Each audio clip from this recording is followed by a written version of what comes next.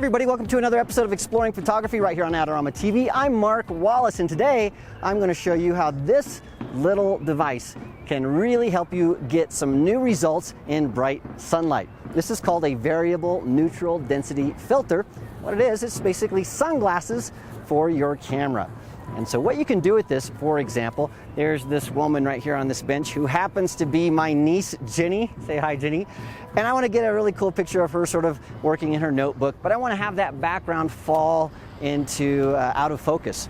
And so if I try to shoot with my 50mm at a 1.4 aperture value, even at my fastest shutter speed of 4,000th of a second, at my lowest ISO setting of 200 on this camera, watch what happens. So she's just working away there. I'm going to focus on her, and then I'll just take a picture, and when I do, everything is overexposed.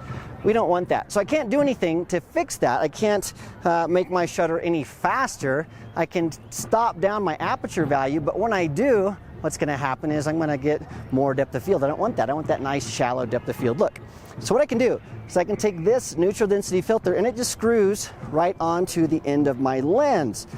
Now what you do with that then is this allows me to rotate this, and as I'm rotating it, that neutral density filter gets either darker or brighter, so I can control how much of the change I'm getting in my lens. So then what I can do is I can set my aperture value to 1.4, which is wide open. I can set my shutter speed to whatever I want it to be, so I'm going to say 2,000th of a second, and then I'll use my built-in light meter on my camera and then adjust my neutral density filter until I see that my exposure is correct. So let's just try that. So Jenny's going to keep working on her notebook.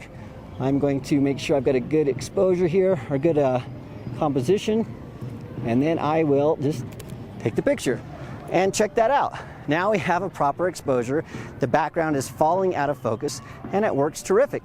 Now the other thing you can do with a neutral density filter that's variable, let's say you want to shoot a fountain or some water, some scenic photos, but you want that motion blur, and perhaps your shutter speed just can't get slow enough, even with an aperture value of 16 or 22.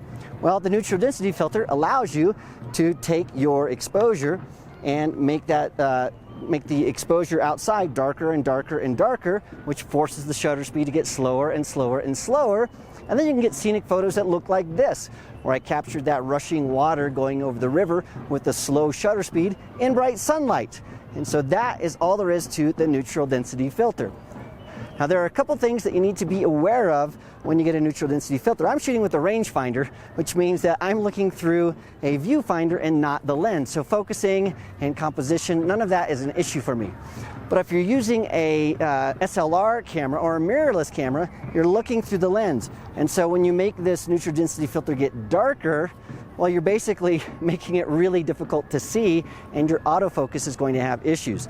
So what you need to do is make sure you have this on the brightest setting, get your focus set first, maybe use manual focus, make sure that you have your composition set, and then dial that in to get the proper exposure. If you do it the other way, you might not get your proper focus, and you might not get the proper composition that you're looking for. And if composition is really a tough thing with you're doing that with the neutral density filter, then just put a tripod on your camera, lock in the composition, and then go from there. One more thing I need to mention about variable neutral density filters, or any filter really, is you have to make sure that you get the right size of filter for your lens. If you're not sure which size to get, look on the front of your lens. Usually there is an indication of the size, 33mm, 46mm, something like that, so you know exactly which size filter to get. If you're not sure, you can also go to the Adorama website, look up your lens, and in the specifications it will show you the filter sizes. And if that doesn't help you, just call us at Adorama and we can walk you through which size filter to get. Well, I want to say a special thanks to my niece. This is Jenny. She promised that she would be in a video, and you did a fantastic job of bench sitting. It was awesome, and so I'm so excited to visit her in Cusco, Peru.